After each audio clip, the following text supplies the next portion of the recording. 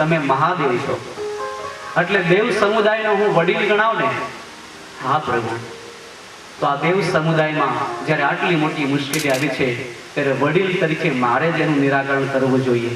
ઘરનો જે વડીલ હોય એ પરિવારમાં જ્યારે કઈ મોટી સમસ્યા ઉદ્ભવે ત્યારે એને પી જાય પણ પેટમાં પણ ન ઉતારે, વોમિટ કરે અને બહાર કાઢે તો બીજાને તકલીફ ઊભી થાય એટલે બહાર પણ ન કાઢે, એને ગળામાં ધારણ કરે.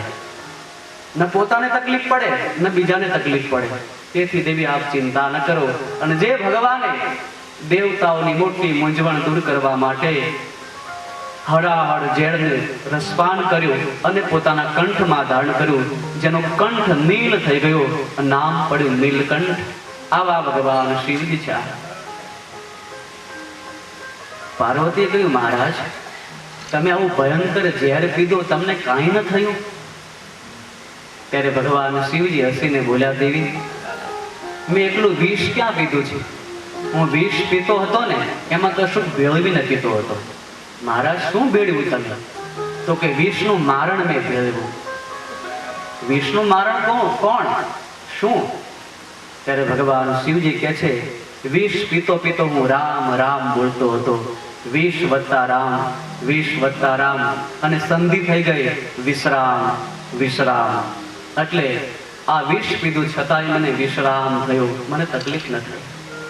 એમ પરિવારમાં ગમે તેવી મુશ્કેલી આવે ને ત્યારે ભગવાનને કોઈ યાદ કરે અને યાદ કરીને એનું નિરાકરણ જો કરવા માંડે ને તો મુશ્કેલી આવી હોવા છતાં એને વિશ્રાંતિનો અનુભવ થશે, દુઃખનો અનુભવ નહીં થાય. આવા ભગવાન શિવજી જેના કંઠમાં વિષ શોભી રહ્યું છે, સોહ બાલ વિદુભાલ, જેના બાલ ચંદ્રમાં એક નેત્ર છે અને ચંદ્રમાં શોભી રહ્યો છે. બાળ ચંદ્ર શોભે છે જેના ભાલમાં. ભગવાન શિવજી જગતને કહે છે, તમારું જીવન બાળ ચંદ્રમાં જેવું રાખજો, પૂર્ણિમાના ચંદ્ર જેવું નહીં. જે માણસ પોતાને પૂર્ણ માને છે એ કદી દિવસ બીજાને નમી શકતો નથી, એ હરિનું ભજન પછી કરી શકતો નથી. સાધક હંમેશા એવું યાદ રાખે, હજી હું બાળ ચંદ્રમાં છું, દ્વિતીયાનો, હજી મારે તૃતીયાનો, ચતુર્થીનો, પંચમીનો, આમ ધીમે ધીમે વધવાનું છે. એ ભજન કરતા કરતા હું વધીશ ત્યારે આપોઆપ પૂર્ણિમાનો ચંદ્ર થઈ જઈશ, મારે બનવું નહીં પડે. આવો ઉપદેશ આપતા ભગવાન શિવજી સભામાં બેઠા છે. કોઈનું અપમાન કરવાની એને ભાવના નથી, પણ ધ્યાનસ્થ હોવાથી દક્ષ ક્યારે આવ્યા ખબર ન રહી. સૌ ઉભા થયા, પોતે ઉભા ન થઈ શક્યા અને દક્ષને ખોટું લાગ્યું. પરિણામે આવ્યું કે સભાની અંદર દક્ષ રાજે જોયું, ક્રોધે ભરાઈ દક્ષએ સભામાં એમ કહ્યું, સાંભળો દેવતાઓ, ઋષિમુનિઓ, મેં ના પાડી હતી કે મારી નાની દીકરી મને વાલી છે દાક્ષાયણી, મારે આ સ્મશાનમાં રહેનારા શિવને નથી પરણાવી, છતાંય પિતામહ બ્રહ્માજી આગ્રહ કર્યો અને બ્રહ્માજીના આગ્રહથી મેં મારી લાડલી દીકરી આ શિવજીને પરણાવી. મને શું ખબર હતી કે મારું જ અપમાન કરશે? મારો સંબંધી સગો જમાઈ થઈ જાણી જોઈને આંખો બંધ કરીને સભામાં બેસી ગયો છે, મારું અપમાન કરે છે. જે ભૂતોનો સંગી છે, સ્મશાનમાં રહે છે, કપડા પહેરવાનું જેને ભાન નથી, આવો આ અમંગલની ખાણ શિવ જો તો ખરા આંખો બંધ કરીને ઢોંગ કરે છે. માટે જાઓ, આજથી હું જાહેર કરું છું કે દુનિયામાં જ્યાં પણ યજ્ઞ થાય તે યજ્ઞમાં શિવજીનો ભાગ નાબૂદ કરવામાં આવે છે. તેથી હવે પછી કોઈ યજ્ઞ કરશે અને એમાં શિવજીનો જો ભાગ રાખશે તો હું એનો શિરચ્છેદ કરીશ, એને દંડ આપીશ. આમ ભગવાન શિવજીનો ભાગ યજ્ઞમાંથી નાબૂદ કરવાની દક્ષએ જાહેરાત કરી સભામાં. એ સાંભળીને ચૂપ શક્યા શિવજીના નંદીઓ. પરિણામે નંદીએ સામે શાપ આપ્યો, હે મૂર્ખ, ભગવાન શિવજી તો કલ્યાણમય છે અને એના માટે ન બોલવાનું તું બોલે છે. તારું મોઢું જ્યાં માણસનું મટી, દેવનું મટી, પશુનું થશે. ભૃગુ વિપ્રો હતા, એને દક્ષનો પક્ષ રાખ્યો એટલે નંદીઓને સામે શાપ આપવા લાગ્યા કે તમે પણ અમંગલની ખાણ શિવ જેવા છો, માટે જાઓ, શિવજીની ઉપાસના કરનારા ભૂત પ્રેત અને તામસી અને પાખંડી થશે. આમ અરસપરસ સામે શાપ થયા. ભગવાન શિવજી જાગી ગયા. જાગ્યા પછી જાણ્યું આ મેં ઊભા થઈને સ્વાગત ન કર્યું ને એનું પરિણામ. ઠીક છે, હું વધારે રોકાઈશ તો વધારે બોલાચાલી થશે. રામ રામ રામ સ્મરણ કરતા કરતા ભગવાન શિવજી ખંભે મૃગચર્મ નાખી ચાલતા થઈ ગયા કૈલાસ ની તરફ. સમય પછી સમય ચાલ્યો જાય. આખી દુનિયાની અંદર યજ્ઞો થતા બંધ થઈ ગયા. લોકો ડરી ગયા. સાધુ સંતો ને બ્રાહ્મણો ડરી ગયા. ઘણા કે અમારે યજ્ઞ કરાવો છે, પણ શિવજીના સ્થાપન વગરનો કરાવો છે. સાધુ સંતો ના પાડે, અમે ના આવીએ. અમે એવો યજ્ઞ કરાવીએ તો ભગવાન શિવજીની ત્રીજી આંખ ઉઘડી જાય, અમને બાળી નાખે. માટે અમારે દક્ષિણા જોઈતી નથી. અમે ભિક્ષાવૃત્તિ કરીને પેટ ભરશું. અમે એવો યજ્ઞ ન કરીએ. આમ કોઈ યજ્ઞ કરતો નથી, કરે છે તો કોઈ બ્રાહ્મણો તૈયાર થતા નથી. પરિણામ એ આવ્યું કે ધરતી પર યજ્ઞો થતા અટકી ગયા. સમય પછી સમય જતા એક વારનો પ્રસંગ. તમામ દેવતાઓને ભેળા કરી ભગવાન બ્રહ્માજીએ આ દક્ષરાજને સર્વ દેવતાઓનો અધિપતિ પદે, સર્વના નાયક પદે સ્થાપિત કર્યો. એક તો અહંકારી સ્વભાવ, એક તો માની અને ઘમંડી સ્વભાવ. એમાં બ્રહ્માજીએ તમામ દેવતાઓમાં આ દક્ષરાજની વરણી સૌના નાયક તરીકે કરી. અને દક્ષનો જે અહમ હતો, દક્ષનો જે માની અને ઘમંડી સ્વભાવ હતો, એને પોષણ મળ્યું. અને પોષણ મળતાની સાથે સર્વનો પ્રજાપતિ થયેલો આ દક્ષરાજ વિચાર કરવા લાગ્યો, જ્યાં સુધી હું આવા શિવજીના સ્થાપન વગરના યજ્ઞનો પ્રારંભ નહીં કરું ને, ત્યાં સુધી દુનિયામાં કોઈ નહીં કરે. માટે હું જ શરૂઆત કરું. હું શરૂઆત કરીશ એટલે લોકો નિર્ભય થઈને મારી પાછળ પાછળ શિવ સ્થાપન વગરના યજ્ઞો કરશે. આમ શિવજીનો બદલો લેવાની ભાવનાથી પોતાની પાસે અધિકાર આવ્યો છે, પદ આવ્યું છે, એનો ઉપયોગ કરવા માટે એક વિશાળ મોટા યજ્ઞનું એને આયોજન કર્યું. ભગવાન શિવજીનો બદલો લેવાની ભાવના. શાસ્ત્રમાં કહેવાયું છે, પદ હંમેશા માણસને મદ આપે. પદ મળે, પ્રતિષ્ઠા મળે એટલે અહંકાર આવ્યા વિના ન રહે. ઘમંડી થઈ જાય, એનું માથું ઊંચું થઈ જાય, એ બીજાને નમી ન શકે. એવો દુનિયામાં તુલસી કહે છે કોઈ જન્મ્યો નથી કે જેને પદ મળ્યા પછી, પ્રતિષ્ઠા મળ્યા પછી માન ના આવ્યું હોય, અહમ ના આવ્યું હોય. વૈશ્વિક સૂત્ર તુલસીએ લખ્યું, નહીં યસ કોવું જન મા જગ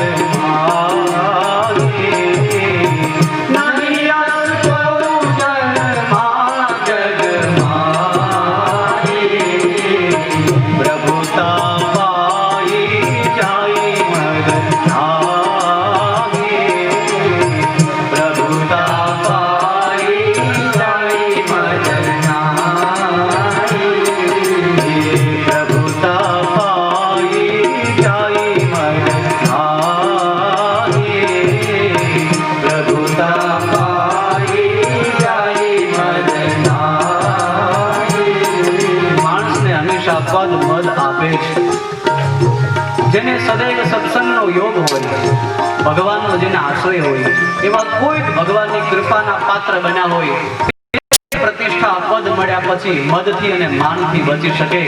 બાકી ઇન્દ્ર હોય તોય ભલે, મોટો કોઈ રાજવી સમ્રાટ ચક્રવર્તી હોય તોય ભલે, પદ મળ્યા પછી અહમ આવ્યા વિના રહેતો નથી.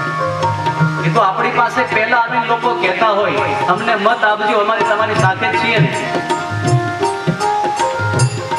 અને એ શાસક આપણો મત લઈ ગયા પછી 5 વર્ષે ચૂંટણી આવે ત્યારે ફરી મોઢું દેખાડે. ખબર ન હોય, પેલા હાથ જોડતો હોય, પછી આપણી પાસે હાથ જોડાવે. પદ હંમેશા મત આપે. દક્ષનો એક તો માની સ્વભાવ, એમાં આટલું મોટું પદ બ્રહ્માએ આપ્યું, એનો દુરુપયોગ કરવા માટે તૈયાર થયો. માણસનો સ્વભાવ માની છે ને તે બહુ ખરાબ છે. આમ તો દરેક સ્વભાવ ખરાબ છે. માણસને કોઈ દુઃખી જો કરતું હોય તો એનો સ્વભાવ દુઃખી કરે છે. કોઈ કોઈને દુઃખ કરી આપી શકતું જ નથી અને કોઈ કોઈને સુખ પણ આપી શકતું નથી. સૌનું પ્રારબ્ધ અને સૌનો સ્વભાવ જ માણસને સુખ અને દુઃખ આપે. બહુ સીધી વાત છે. આપણા પ્રારબ્ધમાં જે લખાયેલું છે તે સુખ જરૂર મળે, પણ લખાયેલું હોય છતાંય ઢોળાઈ જાય ઘણી વાર. કારણ આપણો સ્વભાવ એવો હોય. સ્વભાવ બદલવો બહુ કઠિન છે. શ્રીજી મહારાજે વાત કરી, આંબલીઓ હોય, આંબલીઓની પર છાલ લાગેલી હોય, એ તમે હાથમાં લઈ ચપટીમાં ગમે તેટલો આંબલીયાને ચોરો, છાલ જુદી ન પડે. હથોડી માથે મારો, 2 ટુકડા થઈ જાય, પણ છાલ સોતા જુદી ન પડે છાલ.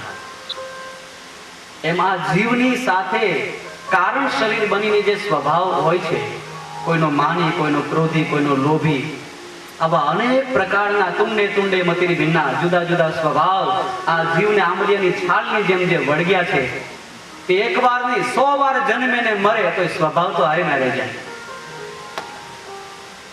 એ સ્વભાવ છોડવો કઠિન છે. શ્રીજી મહારાજે વાત કરતા કહ્યું, જેમ આંબલીઓ એની છાલ છોડતો નથી, પણ એ આંબલિયાને કડાયામાં નાખી અને શેકી જો નાખો, તાવડીમાં નાખીને શેકી નાખો. ગામડામાં તો તાવડીમાં આંબલિયા શેકે ઘણી વાર નાના છોકરા માટે. અને આંબલિયા શેકાતા હોય ત્યારે જોજો તાવડી દાંત કાઢે. પેલા તીખારા થાય એટલે છોકરા પૂછે, મામા આ શું થાય છે? એટલે ઘરના વડીલ, બા, દાદીમાં કોઈ કે, બેટા તાવડી દાંત કાઢે છે. હવે આજે તો ગેસ આવી ગયો, હવે ગેસમાં તો કોણ દાંત કાઢે? પોતે કાઢે તો થાય એકલો. તો આંબલિયા શેકાતા હોય ત્યારે તાવડી દાંત કાઢતી હોય, પણ એ આંબલિયો શેકાય પછી હાથમાં ઠરી ગયા પછી ચપટીમાં આમ ચોરો તો સેજે છાલ જુદી પડી જાય. પ્રયાસ ન કરવો પડે.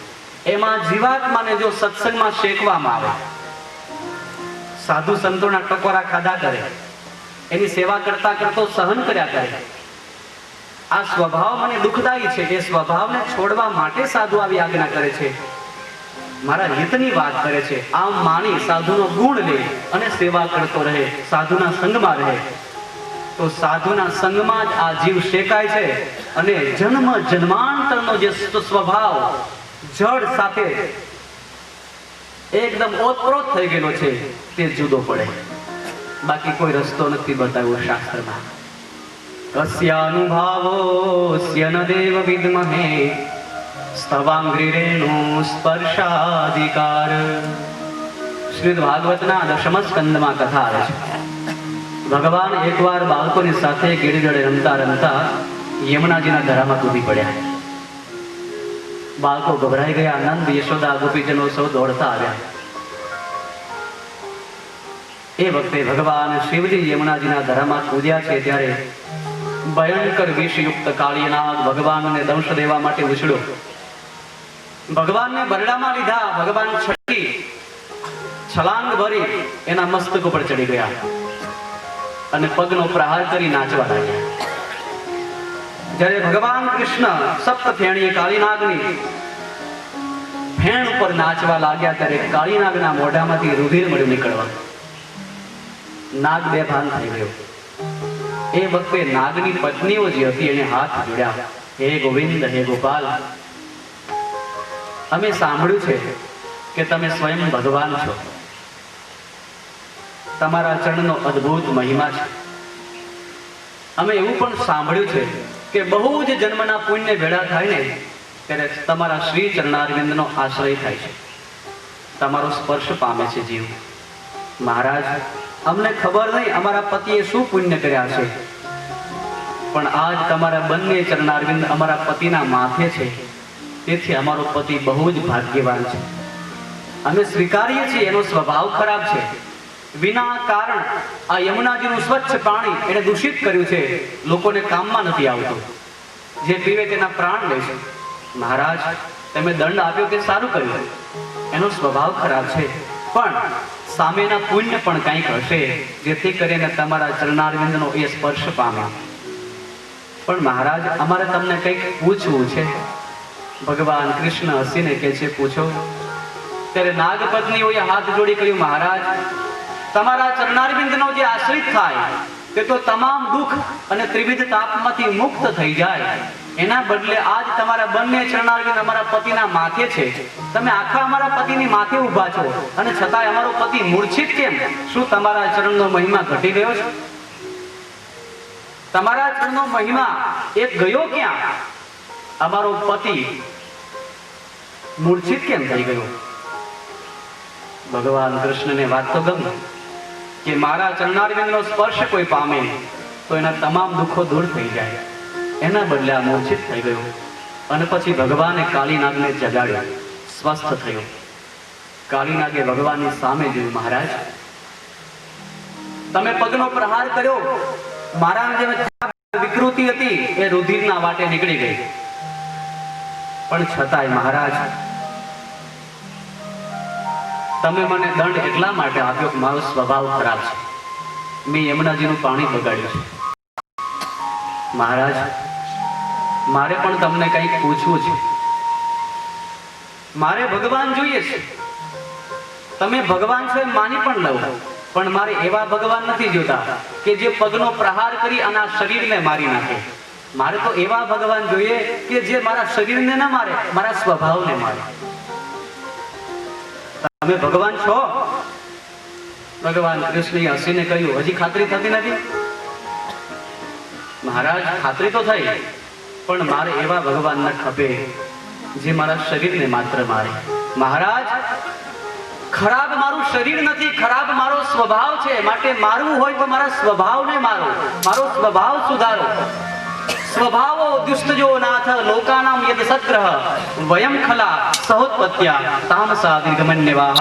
મહારાજ, બહુ જ લાંબા સમય સુધી વેર રાખવા વાળો, લોકોને હેરાન પરેશાન કરવા વાળો આ મારો સ્વભાવ ખરાબ છે. માટે મારા સ્વભાવને તમે પગનો પ્રહાર કરીને મારી નાખો. મારા શરીરને મારવાથી કાંઈ ફરક નહીં પડે.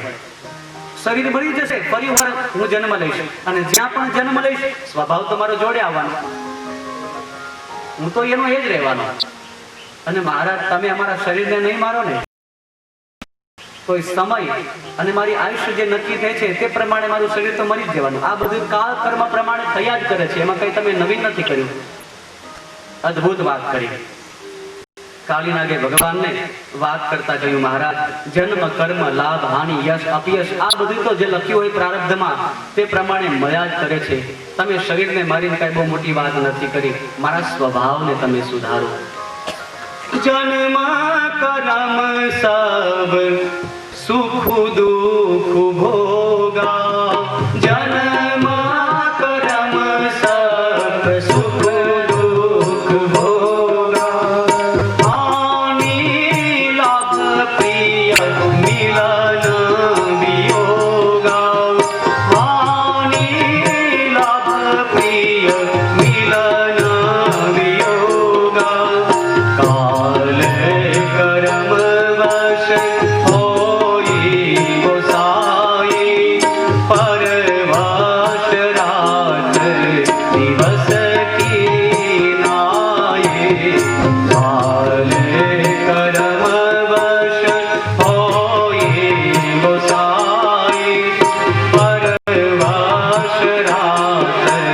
દિવસ કી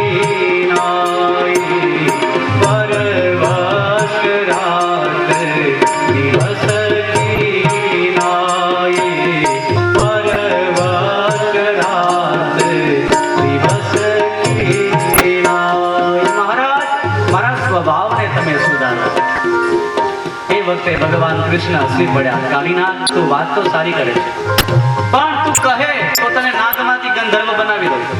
તું કહે તો તને નાગમાંથી મારા ધામનો મુક્ત બનાવી દઉં. તું કહે તો મારા ધામનો પાર્ષદ તને બનાવી દઉં. તારું આખું રૂપ બદલી નાખું, તને ગંધર્વ નાગ જે કહે તે બનાવું, પણ તારો સ્વભાવ હું ન સુધારી શકું. એ ઠેકો મારી પાસે નથી સ્વભાવ સુધારવાનો. એ ડિપાર્ટમેન્ટ મેં બીજાને આપી દીધો છે. મહારાજ, તો પછી મારો સ્વભાવ કોણ સુધારે?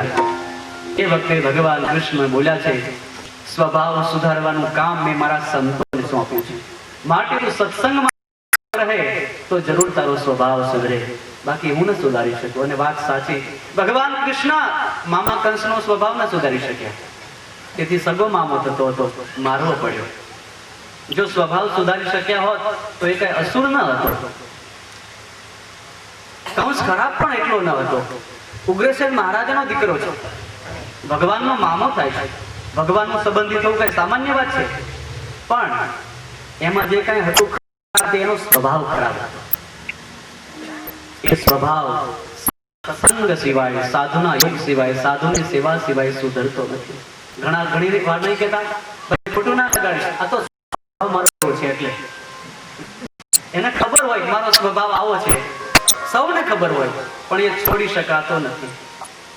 બધું કરી શકાય, સ્વભાવ નથી છોડી શકાતો. આપણે નિર્ણય પણ કરીએ છીએ, પ્રતિજ્ઞા પણ કરીએ છીએ, ઠાકોરજીના દર્શન કરતા કરતા લાખ વાર નિર્ણય પણ કરતા હશો કે હવે આમ જ જીવવું છે, આ છોડી જ દેવું છે. પણ મંદિરના પગથિયે ઉતરો એટલે એવા ને એવા તમે હો. કેમ કે કારણ શરીર એ તો માણસની સાથે જ હોય. એ સ્વભાવ સત્સંગ સિવાય ન સુધરે. ભગવાન સ્વામિનારાયણ કાલિદત્તનો સ્વભાવ ન સુધારી શક્યા, અને ભગવાન રામ રાવણનો સ્વભાવ ન સુધારી શક્યા. પરિણામે ત્રણેય અવતારમાં પ્રભુએ ત્રણેયને મારવા પડ્યા. કાલિનાગે કહ્યું, મહારાજ, તો પછી હું ક્યાં જાઉં? બોલે, તું દ્વીપમાં જા, ત્યાં મારા સંત ગરુડજી રહે છે. એ ગરુડજીની પાસે તું જઈશ, એનો સંગ સેવા કરીશ તો જરૂર તારો સ્વભાવ પરિવર્તિત થઈ જશે. કાલિનાગે કહ્યું, મહારાજ, ગરુડજી તો અમને ખાઈ જાય. કેમ કે ગરુડનો આહાર શું? સાપને ખાઈ જવું. મહારાજ, ત્યાં ના જવાય, એ તો અમને ખાઈ જાય. ભગવાન હસીને કહે છે, જે ખાતા હોય ને એની પાસે જઈને તો જ સુધારો થાય. જે પંપાવતા હોય આપણને, જે માથે હાથ ફેરવતા હોય, બહુ ડાયો, એ તો સ્વભાવને પોષણ મળે. પણ જે સ્વભાવની પર ટકોરા મારતા હોય, આપણને ન ગમે છતાં પણ આપણા સ્વભાવને સુધારવા માટે આપણી ગમતી જે ક્રિયા છે એનાથી વિરુદ્ધ આપણી પાસે ક્રિયા કરાવે, આપણા સ્વભાવથી વિરુદ્ધ વર્તન આપણી પાસે કરાવે. સ્વાભાવિક છે, ન ગમે આપણને, કેમ કે આપણી રુચિથી વિરુદ્ધ થઈ રહ્યું છે, પણ એમાં મારું હિત છે. આવો ગુણ જો સાધુનો લે તો એ સાધુના સંગે કરીને જરૂર એના સ્વભાવ નિર્મૂળ થઈ જાય. આ શાસ્ત્રીય સત્ય છે. લોહને કાષ્ટબે સંગ ક્યારે મળ્યા, જહાજ થઈ સાગરે સફર કીધી. લોઢું ને લાકડું ભેડું થયા, વાણ બન્યું, દરિયામાં તરવા લાગ્યો, નદીમાં તરે, તળાવમાં તરે, લોકો બેસે, માલ ભરે, છતાંય ડૂબે. આખી દુનિયાની અંદર વાત પ્રસિદ્ધ થઈ ગઈ કે લાકડાનું વાણ બન્યું છે, પણ કમાલ છે, માણસોને અંદર બેસાડી દરિયામાં ફરવા લઈ જાય, નદીને સામે પાર લઈ જાય છે. ઘણો બધો માલ માણસોને ઉપાડી શકે તે વાહન ઉપાડે છે. લાકડાનું વાણ છે. આ વાત વાણે સાંભળી એટલે વાહનની અંદર ખીલા રૂપે જે લોઢું હતું ને એને ગમ્યું નહીં. એટલે લાકડાને કહ્યું, જો ભાઈ, તું અને હું ભેડા થયા ત્યારે વાહન થયું, પણ સૌ લાકડાનું વાણ એમ કે આમાં મારું તો ક્યાંય નામ નથી આવતું. હું પણ છું ને આમાં, ભલે 10% મારી ભાગીદારી, પણ મારું નામ તો આવવું જોઈએ ને. આ આખી કંપની, આખી પેઢી તારા નામે ચાલે, એટલે આ બધું યશ તું એકલો લઈ જાય. એટલે લાકડું કે છે, સાંભળ, હું સ્વયં તરી શકું છું, તારી પણ શકું છું. મારી જોડે તું રહીશ ને, તું જડ છો, ડૂબી જવાના સ્વભાવ વાળો છો, છતાં પણ ભેડું રહીશ. તો તરીશ, તારું પણ કામ થશે. લોઢું માન્યું નહીં, જુદું થયું. અને જેવું લાકડાથી લોઢું જુદું પડ્યું તો પરિણામ શું આવ્યું? લોહ દરિયાના તળિયે ગયું અને કાષ્ટ તરતું રહ્યું. જેમાં સ્વયં તરવાનો સ્વભાવ છે, બીજાને તારવાનો પણ સ્વભાવ છે, એ લાકડાની જગ્યાએ સંતો છે ભગવાનના, અને લોઢાની ખીલાની જગ્યાએ સંસારના માયાવી મમતાથી બંધાયેલા જળ જીવાત્માઓ છે. ભલે આપણામાં જાજુ કઈ ન હોય, પણ કોઈના વિશે ગુરુ ભાવ કરી કોઈ સાધુના સંગમાં જો આપણે રહેતા હોઈએ અને એની સાથે જીવ જડી દઈએ તો સેજે સેજે આ ભવસાગરમાં એની જોડે જોડે તરી જઈએ. બાકી આપ બુદ્ધિથી તરવા જઈશું, અમારે સત્સંગની જરૂર નથી. સમજવાનું આપણો સ્વભાવ જન્મ જન્માંતરથી જે આપણને ડૂબાડે છે ને, આ વખતે પણ ડૂબાડવાનું, કેમ કે લોઢું તરી જ ના શકે. તેથી કહ્યું સાધુના સંગમાં રહો જો સ્વભાવને સુધારવો હોય. એક સાધુમાં ભગવાને સામર્થ્ય મૂક્યું છે, એ સ્વભાવને સુધારે છે જીવાત્માના. અને તેથી કહ્યું ભજી લે ભગવાન સાચા સંતને મળે. ભજી લે ભગવાન સાચા સંતને મળે. હે ભજી લે ભગવાન સાચા સંતને મળે. ભજી લે ભગવાન સાચા સંતને મળે. સંતને મળી સાચા સંતને મળી. સંતને મળી સાચા સંતને મળી. હે સંતને મળી સાચા સંતને મળી. સંતને મળી સાચા સંતને મળી. ભજી લે ભગવાન સાચા સંતને મળી. વિશ્વાસ રાખ ભજનમાં ભળી. વચનમાં વિશ્વાસ રાખ ભજનમાં ભળી. હે વચનમાં વિશ્વાસ રાખ ભજનમાં ભળી. હો વચનમાં વિશ્વાસ રાખ ભજનમાં ભળી. પૂર્વ કેરા પાપ ધારા તો જશે ભળી. હે પૂર્વ કેરા પાપ ધારા તો જશે ભળી. ભજી લે ભગવાન સાચા સંતને મળી. ભજી લે ભગવાન સાચા સંતને મળી. હે સંતને મળી રે સાચા સંતને મળી. સંતને મળી રે સાચા સંતને મળી. ભજી લે ભગવાન સાચા સંતને મળી. ભજી લે ભગવાન સાચા સંતને મળી. અનેક જન્મના પાપ તે તો સત્સંગે બળે. હો અનેક જન્મના પાપ તે તો સત્સંગે બળે. હે અનેક જન્મના પાપ તે તો સત્સંગે બળે. અનેક જન્મના પાપ તે તો સત્સંગે બળે. દેવાનંદ કહે ગધો પૂતો આબુ તો મટે. સંતને મળી. ભજી લે ભગવાન સાચા સંતને મળી. હે સંતને મળી રે સાચા સંતને મળી. હે સંતને મળી રે સાચા સંતને મળી. સંતને મળી રે સાચા સંતને મળી. સંતને મળી રે સાચા સંતને મળી. ભજી લે ભગવાન સાચા સંતને મળી. ઓ ભજી લે ભગવાન સાચા સંતને મળી. ભજી લે ભગવાન સાચા સંતને મળી. સાધુનો સંગ કરવાથી જીવનો સ્વભાવ જે જન્મ જન્માંતરનો દુઃખદાયી બન્યો છે તે નિર્મૂળ થાય છે, એનો સ્વભાવ પરિવર્તિત થાય છે. તેથી જીવનો સ્વભાવ સુધરે છે કેવળ સત્સંગના યોગે કરીને. સત્સંગનો અપાર અદ્ભુત મહિમા શાસ્ત્રોએ વર્ણવ્યો છે. એકવાર ભગવાન સ્વામિનારાયણના સંત ગોપાળાનંદ સ્વામી પોતાના સંત મંડળે સહિત સત્સંગ કરાવતા કરાવતા જીવને ભગવાનમાં જોડતા જોડતા એક નાનકડા એવા ગામમાં પહોંચ્યા તો બીજી બાજુથી સદગુરુ મુક્તાનંદ સ્વામી પણ પોતાના શિષ્ય મંડળની સાથે ગામડાઓની અંદર સત્સંગ કરાવતા જીવોને હરિમાં જોડતા એ જ ગામમાં સાંજે આવ્યા. બે મહાન સંતોના શિષ્ય મંડળ મુક્તાનંદ સ્વામી અને ગોપાળાનંદ સ્વામી એક ગામમાં ચોરામાં ભેળા થયા. એ વખતે સંતો ચોરામાં ઉતારો કરતા. ત્યાં ગામની બહાર કોઈ આંબાવાડી હોય, કોઈ આંબલીવાડી હોય, ગામથી દૂર ત્યાં ઉતારો કરતા.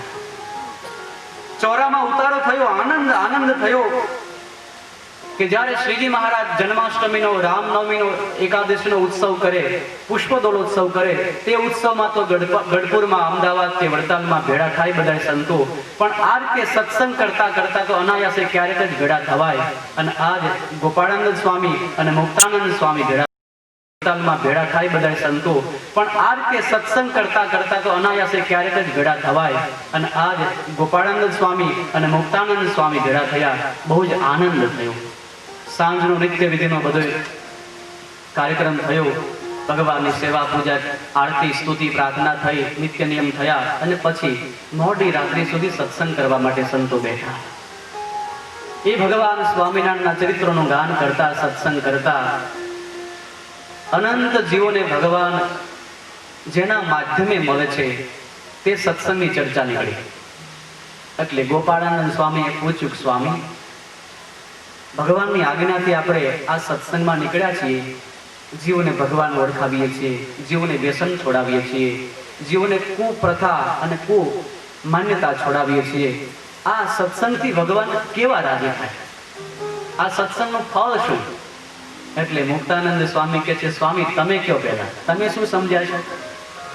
એટલે ગોપાળાનંદ સ્વામીએ જવાબ આપ્યો, સાંભળો સ્વામી, હું તો એવું સમજો છું કે ગાય હોય, ગાયના માથે સિંગ હોય અને સિંગની બિલકુલ આગળની અણીનો ભાગ, એના પર રાઈનો દાણો મૂકીએ તો ન રહે, પણ મૂકો રાઈનો દાણો અને જેટલો સમય પણ રહે એટલો સમય પણ જો ભગવાનના નક્ષિક સાધુતાથી ભરાયેલા સંતનો યોગ મળે તો એવા સંતના યોગે કરીને એટલો સમય સત્સંગ, એનાથી જીવના પાપ બગવા મળે છે, જીવનો સ્વભાવ મળે છે સુધરવા.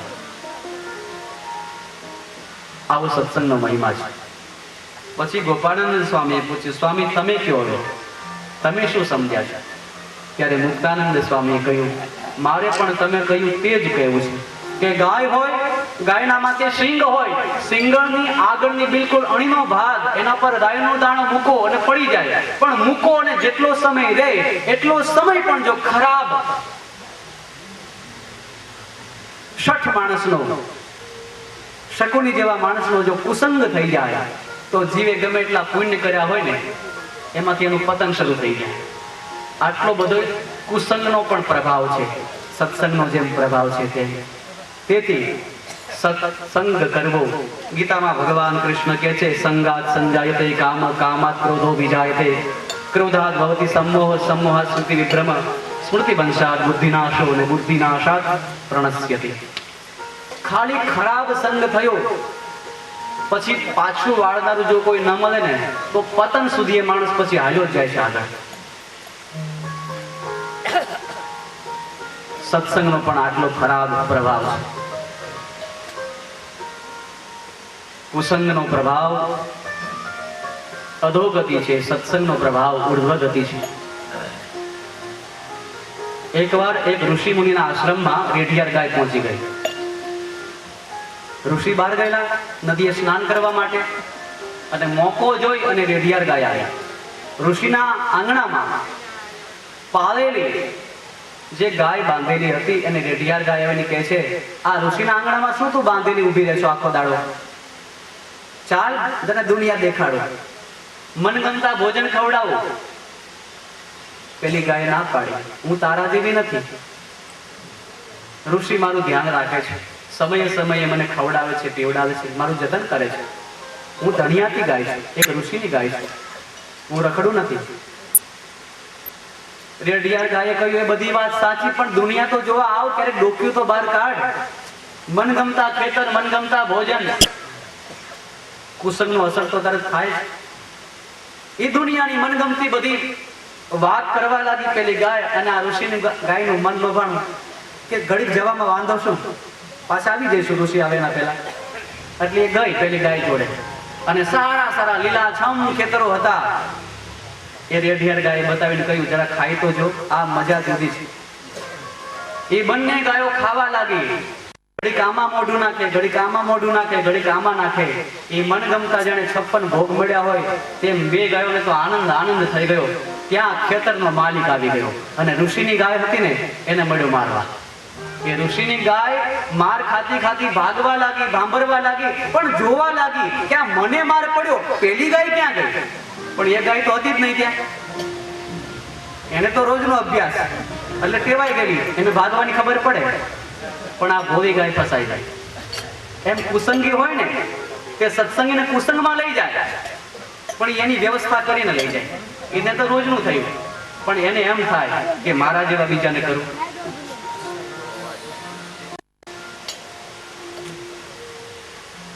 કૌરવો અને પાંડવોનું યુદ્ધ પૂરું થયું. ભગવાન શ્રી કૃષ્ણચંદ્ર પરમાત્મા છેલ્લું અવલોકન કરવા માટે રણભૂમિમાં ફરવા લાગ્યા. એ કોણ જીવે છે? હજી હજારોની સંખ્યામાં, સેંકડોની સંખ્યામાં ઘણાના માથા પડ્યા છે, ધડ પડ્યા છે, લોહીની નદીઓ જ્યાં વહે છે. આવો મહાસંગ્રામ. અને છેલ્લું અવલોકન ભગવાન કૃષ્ણ કરે છે, અને એમાં શકુનીને જોયો ભગવાન કૃષ્ણએ. લોહીના ખાબોચિયામાં પડ્યો છે, અડધો કપાયેલો, અને તર પડે છે. ભગવાનનો દૂરનો સંબંધી થાય એટલે ભગવાને કહ્યું, અરે શકુની, તારી આ દશા? આખી જિંદગી તે ચોકઠા આમથી આમ ઊંધા નાખ્યા, આ છેલ્લે કરામત તારી ગઈ ક્યાં? મહારાજ, મારી મશ્કરી ન કરો. તમારો હું સંબંધિત થતો હો ને તો મને એમ કહો કે માગમાં આ મળતી વેળાએ તમારું દર્શન મને થયું તો કંઈક મળવું જોઈએ ને. મારે તમારું ધામ નથી જોતું. મળતી વેળાએ તમારું દર્શન થાય તો તમારું ધામ મળે. મારે તમારું ધામ નથી જોઈતું, એના બદલામાં બીજું કંઈક આપો. ભગવાન કે છેલ્લી વખતે મારું દર્શન તને થયું એટલે કંઈક મળવું તો જોઈએ. બોલ, શું જોઈએ તારે?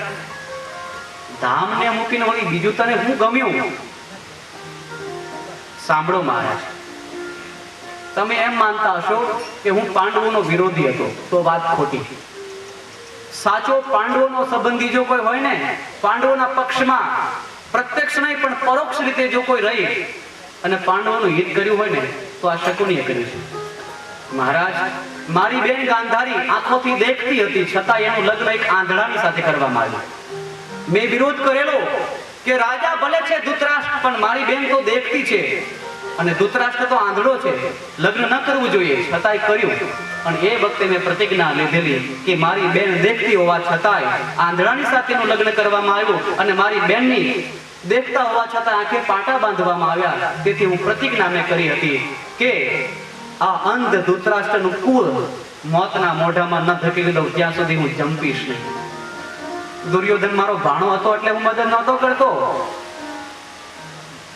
આ કૌરવ પક્ષનો સત્યાનાશ થાય એટલા માટે રાત દિવસ હસ્તિનાપુરમાં પડ્યો પાથરો રહી અને આ બધું હું કરતો હતો, જેથી કરીને મારી ઈચ્છા પૂરી થાય. અને આજ મારી ઈચ્છા પૂરી થઈ કે કૌરવોમાં તમામ વિનાશના પંથે ચાલ્યા ગયા, કોઈ બચ્યો નથી. માટે માગવાનું જો કહેતા હો તો આ સમયમાં તો મને બહુ કીર્તિ મળી કે ચતુરાઈ તો કે શકુની પાસેથી શીખવી જોઈએ. જુઠ્ઠું ચતુરાઈ શકુની શીખવાડી શકે, એના જેવું કોઈને આવડે નહીં.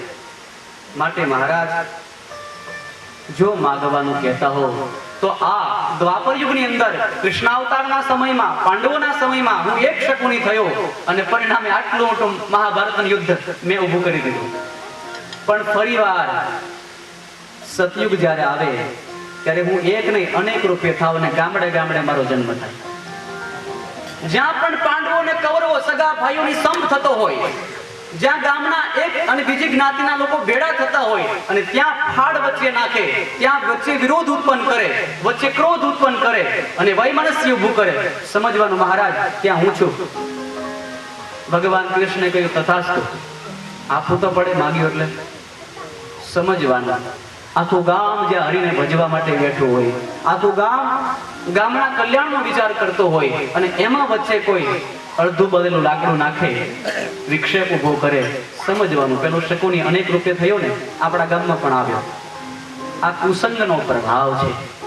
તેથી સત્સંગ કરવો, સત્સંગથી જીવાત્માને સ્વભાવ સુધરે છે, ત્યારે ભગવાન હરિમાં હેત થાય છે, સાચી સમજણ, સાચો વિવેક ઉત્પન્ન થાય છે. શુકદેવજી મહારાજ વર્ણન કરતા કહે છે, જીવને જે દુઃખદાયી છે તે સ્વભાવ છે, અને આવો સ્વભાવ આ દક્ષ રાજનો છે. તેથી ભગવાન શિવજીનું અપમાન કરવા માટે એક મોટા યજ્ઞનું એણે આયોજન કર્યું. ભગવાન શિવજી પોતાના જમાય છે, પણ એ તો સ્મશાનમાં રહેનાર છે, ભૂતોનો સંગી છે, પાખંડી છે. આમ દક્ષને લાગ્યું છે આટલું પદ મળ્યા પછી પ્રતિષ્ઠા મળી, વિવેક આવવો જોઈએ માણસને કે મને જે જમાઈ તરીકે મળ્યા તે તો સ્વયં મહાદેવ છે, અવિનાશી છે. દેવતાઓ પણ જેની પાસે હાથ જોડીને ઉભા રહે છે, તે કાળને પણ હાથમાં લઈને ફરનારા, ગળામાં લઈને ફરનારા સ્વયં ભગવાન શિવ છે. આ ગુણ ન લીધો કારણ કે સ્વભાવ એનો કુટિલ શઠ છે. એ સ્વભાવના કારણે સ્વયં પોતાની દુર્ગતિ કરવા માટે તૈયાર થયો. શુકદેવજી મહારાજ વર્ણન કરતા કહે છે, એક વિશાળ મોટા યજ્ઞનું આ દક્ષએ આયોજન કર્યું. એટલો મોટો યજ્ઞ એને આદર્યો કે યજ્ઞની અંદર તમામ દેવતાઓ, ઋષિમુનિઓ, બ્રાહ્મણો, સાધુ સંતો, ભક્તો સૌને આમંત્રણ આપ્યું. પણ જાણી જોઈને ભગવાન શિવ અને પાર્વતીને આમંત્રણ ના આપ્યું. પરિણામ એ આવ્યું કે ભગવાન શિવજી એકવાર કૈલાસના શિખર ઉપર બેઠા છે, સામે સતી ભવાની બેઠા છે, અને સતી ભવાનીને આનંદ થાય એવી ભગવાનની રસપદ કથાઓ શિવજી કહી રહ્યા છે. જ્યાં કથા ચાલુ છે તે કૈલાસના શિખર ઉપરથી દેવતાઓએ દક્ષના યજ્ઞમાં જવા માટે પોતાના વિમાન આપ્યા. દક્ષના યજ્ઞમાં જવા માટે ઘણા બીજા રસ્તા હતા, પણ ઈર્ષાદુ દેવતાઓ જાણી જોઈને જ્યાં કથા ચાલે છે તે કૈલાસના શિખર ઉપરથી શિવજીને કહેવા માટે કે જો તમે ભલે સંબંધી થાવ, અમે ભલે દૂર ના થઈએ, પણ તમને નિમંત્રણ નથી, અમને છે, અમે જઈએ છીએ. આમ બતાવવા માટે, ઈર્ષા દેખાડવા માટે જાણી જોઈને કૈલાસના શિખર ઉપરથી બધાએ દેવતાઓએ વિમાન આપ્યા. આ બધા દેવતાઓની અંદર ઘણા દેવતાઓની સાથે સતી ભવાનીની બહેનો પણ હતી.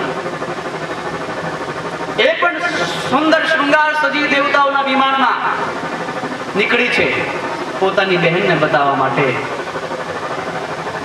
અમને બધાને આમંત્રણ છે, તને નથી.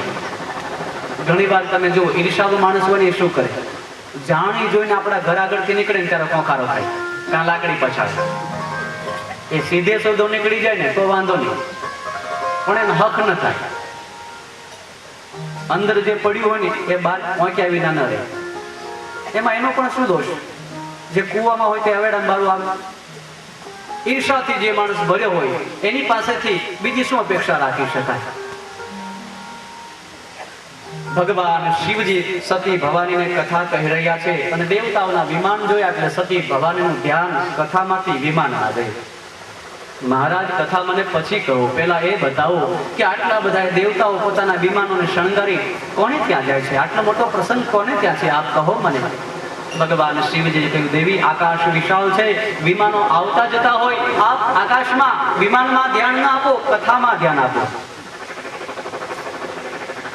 છતાંય સતી ભવાનીનું ધ્યાન વિમાનમાં જ ગયું.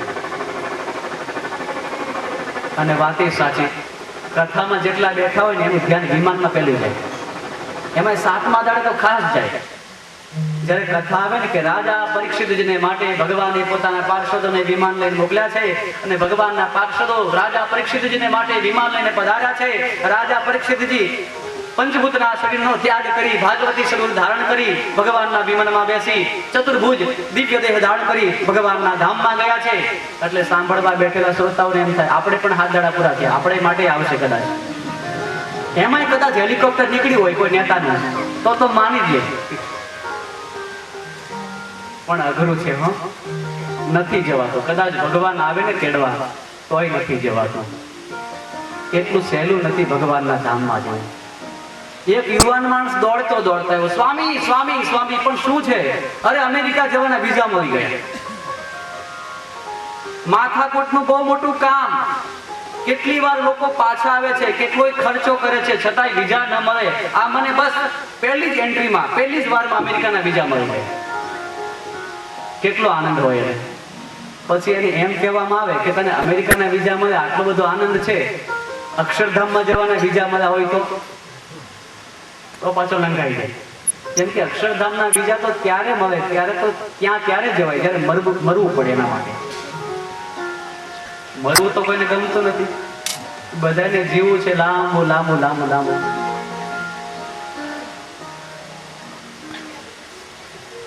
સુખદેવજી મહારાજ વર્ણન કરતા કે છે, ભગવાન શિવજીએ સતીએ બહુ પૂછ્યું ને ત્યારે સમાધાન કરતા કહ્યું, દેવી સાંભળો, તમારા પિતા એક બહુ જ મોટા યજ્ઞનું આયોજન કરી રહ્યા છે અને એમાં ખાસ તમારી બધી જ બહેનો, બધા જ દેવતાઓ, ઋષિમુનિઓ, સાધુ સંતો અને બ્રાહ્મણોને નિમંત્રિત કર્યા છે. પણ બ્રહ્માજીની સભામાં એકવાર તમારા પિતાનું મારાથી અપમાન થયું હતું.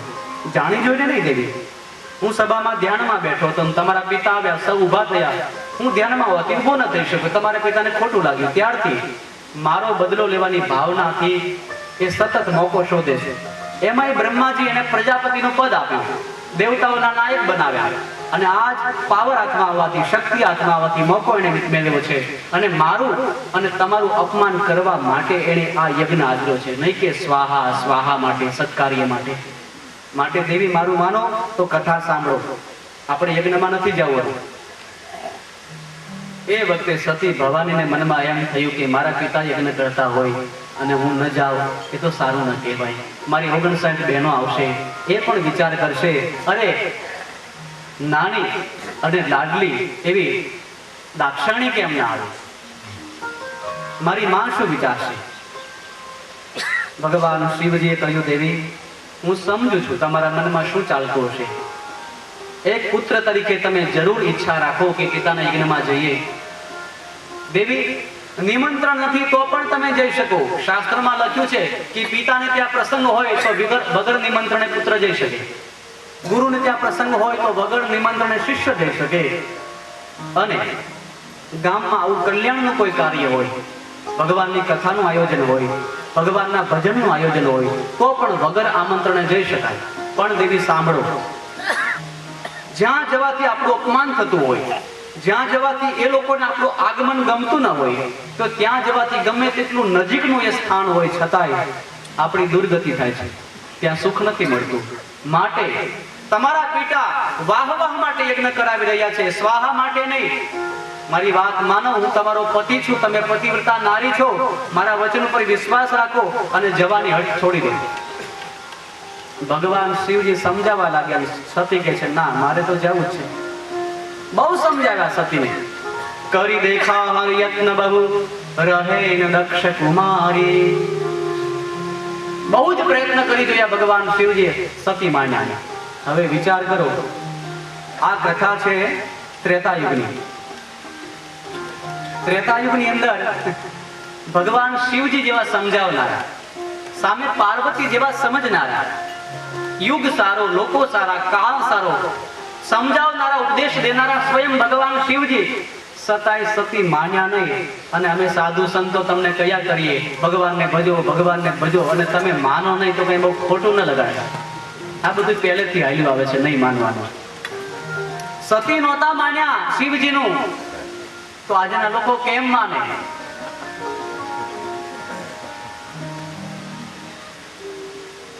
પછી ભગવાન શિવજીને મનમાં થયું, ઠીક છે, નંદીની ઉપર સતી દાક્ષાયણીને શૃંગાર સજાવી તૈયાર કરી અને બેસાડ્યા છે, સાથે ગણો મોકલ્યા છે, આદેશ આપ્યો છે, તમે જાઓ, સતીને લઈ જાઓ પિતાના યજ્ઞમાં, યજ્ઞનારાયણનું દર્શન કરાવી સુખપૂર્વક પાછા લઈ આવજો. આમ ભગવાન શિવજીએ સતી ભવાનીને મોકલ્યા છે પિતાના યજ્ઞમાં. તુલસી આ પ્રસંગ લખતા કહ્યું છે કે સતી પિતાના યજ્ઞમાં આવ્યા.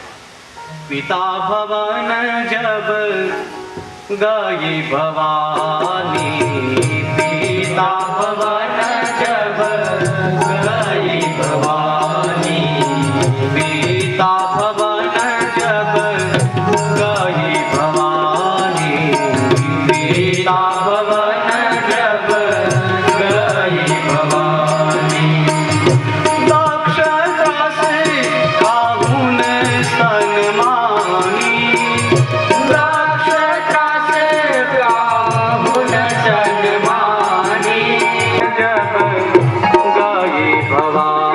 पीता पवन जब आई भवानी सादर भले मेरी एक माता सादर भले मेरी एक माता सादर भले मेरी एक माता सादर भले बहुत मुस्काता भगीन बहुत मुस्काता सादर भले मेरी एक माता सादर भले मेरी एक माता સતી ભવાની પિતાના યજ્ઞમાં પધાર્યા છે પિતા અને પુત્રીની ચાર આંખો ભેળી થઈ પણ પિતા નીચે જોઈને ચાલ્યા ગયા દીકરીને બોલાવી પણ નહીં સાધુ સંતો ઋષિમુનિઓ સૌ મળ્યા છે ભવાનીને પણ નીચે જોઈ ગયા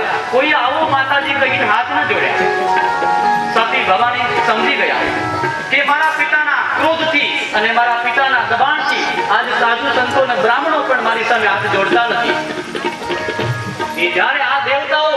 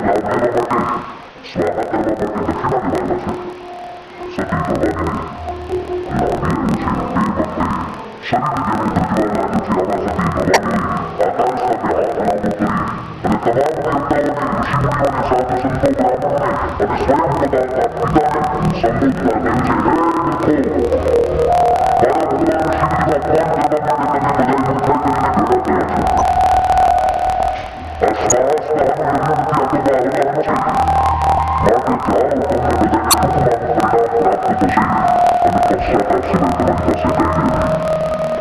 મારો પિતા જાણી જોઈને મારા પતિનો પાન કરવા માટે પ્રયત્ન આવીને બેઠો છે. આવા પિતાની સાથે સંબંધ રાખવાથી શું ફાયદો જે મારા પતિનો ખોટ પડે છે.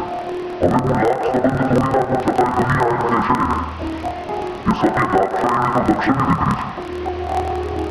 મારા નામના પાછળથી આવા હું આપનું નામ નીકળી જાય એના માટે હવે હું શરીરનો ત્યાગ કરી દઈશ.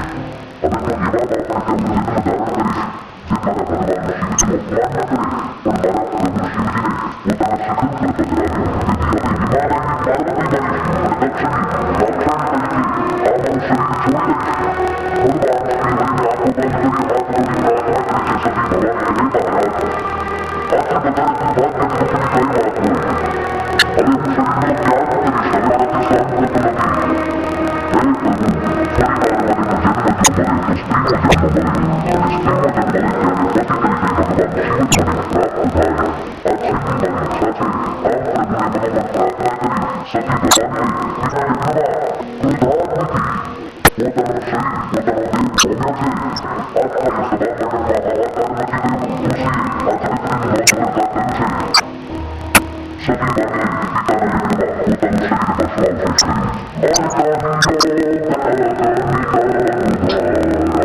ભસ્માવશેષ કર્યું.